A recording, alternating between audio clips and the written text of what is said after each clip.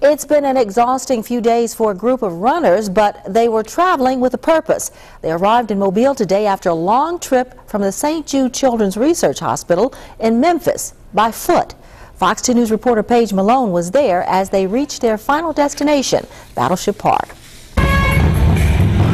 Wrapping up 391 miles, the St. Jude runners rolled into Battleship Park with energy to spare. You hear stories throughout the entire, travel about who has been affected in their life by cancer and been treated by St. Jude.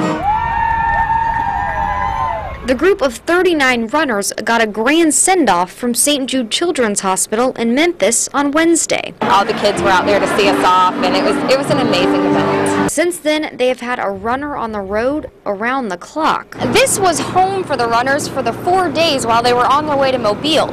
But they say every time they wanted to complain when times got tough, they just thought of the kids at St. Jude. There was days that he didn't want to take chemo because he didn't want to be sick and he didn't want to throw up. So I figured, you know what, there's plenty of kids at St. Jude that are like him. Why can't I go out there and sweat and try to experience somewhat of the pain that these kids suffer on a day-to-day basis?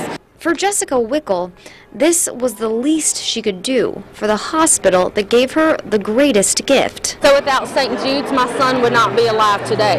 So for all the fundraising, the treatment, the research, my son has been cancer-free for 9 years, and he's happy and healthy. Even though the cancer has taken away Jacob's vision, he could see what his mother had done today. Jacob, are you proud of your mom for running?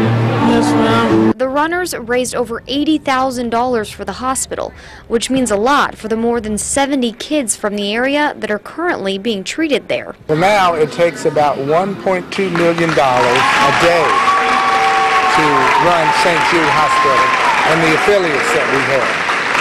So, and at least 78% of the money that we raise is raised by events like St. Jude on the Bay and the Memphis to Mobile Run. So these are very important to the lives of children. Reporting in Mobile, Paige Malone, Fox 10 News.